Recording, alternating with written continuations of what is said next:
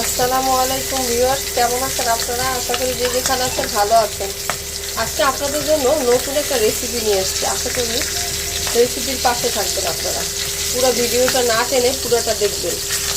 আজকে আমি এই যে মাছের মাথা নিচ্ছি, এটা দিয়ে আজকে আপনাদেরকে মুড়িঘণ্ট কীভাবে বাসায় তৈরি করে সহজভাবে সেই রেসিপিটা আজকে শেয়ার করব। প্রথমে দুটো রুই মাছের মাথা আমি ভালো করে ওয়াশ করে নিয়ে হলুদ মরিচ লবণ দিয়ে মেখে তেলের মধ্যে একটু মাছের মাথাটা একটু ভেজে নিব। দেখেন অলরেডি আমার মাছগুলো ভাজা হয়ে গেছে, মাছের মাথাগুলো। এবার আমি মাছের মাথা উঠাই ফেলবো তেলের মধ্যে থেকে। দেখেন অলরেডি আমি কড়াইতে কিন্তু তেল গরম হয়ে গেছে। এটার মধ্যে আমি 2টা এলাচ আর 2টা দারচিনি দিব। এরপর একটু পেঁয়াজ দিব।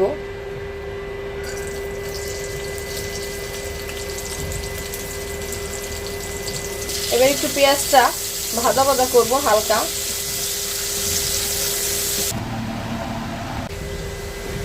অলরেডি আমার পেঁয়াজ কিন্তু ভাজা ভাজা হয়েছে। দেখেন এই পর্যায়ে এসে কিছুটা পানি অ্যাড করবো যাতে পেঁয়াজ পুড়ে না যায়।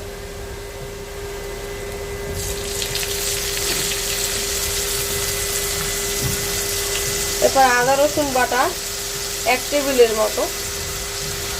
1 টেবিল একটু বেশি দিবেন, যেহেতু মাছের মাথা দিয়ে মুড়ি গন্ড করবো, সেজন্য একটু বেশি দিতে হবে। এরপর জিরার গুঁড়া 1 চামচ, 1.5 চামচ জিরার গুঁড়া,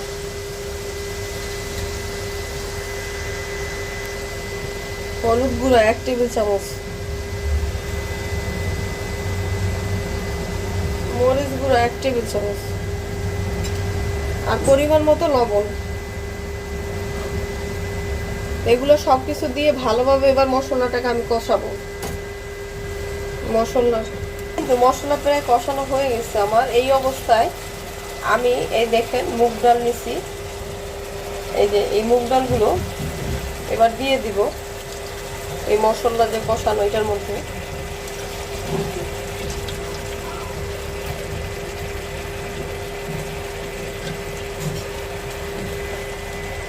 ভালোভাবে নাড়াচাড়া করব যাতে ডালের সাথে মশলাগুলো খুব ভালোভাবে মিশে, এবং ডালটাও এবার একটু কষাবো।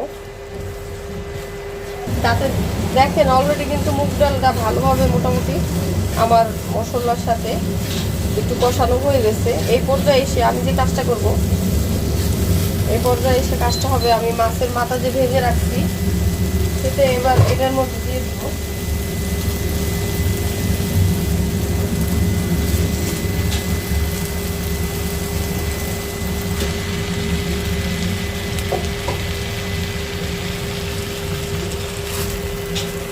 দেখেন অলরেডি মাছের মাথার সাথে এবার ভালোভাবে এবার মাছের মাথা আর মুগ ডাল একসাথে একটু মাখাবো ডালের সাথে।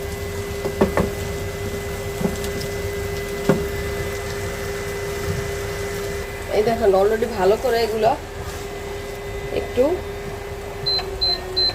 মাখাবো ডালের সাথে। অলরেডি তো কষানো হয়ে গেছে। এরপর পরিমাণ মতো এটার মধ্যে আমি এবার পানি ঢেলে দিব। ডালটা সেদ্ধ না হওয়া পর্যন্ত আপনার রেসিপির সাথে থাকবে।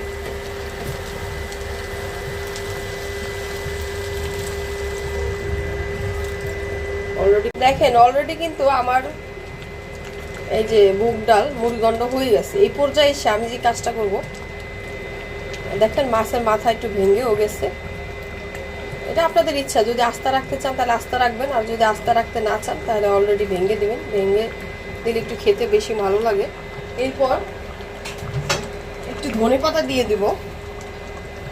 এটা অপশনাল, আপনারা চাইলে দিতে পারেন, কিন্তু গ্রানটা অনেক সুন্দর আসে ধনেপাতার ফ্লেভারটা। আমি দিলাম,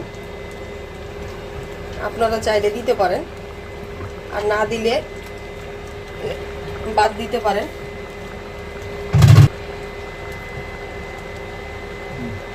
এরপর আমি এগুলা ভালোভাবে একটু নেড়ে চেড়ে দিব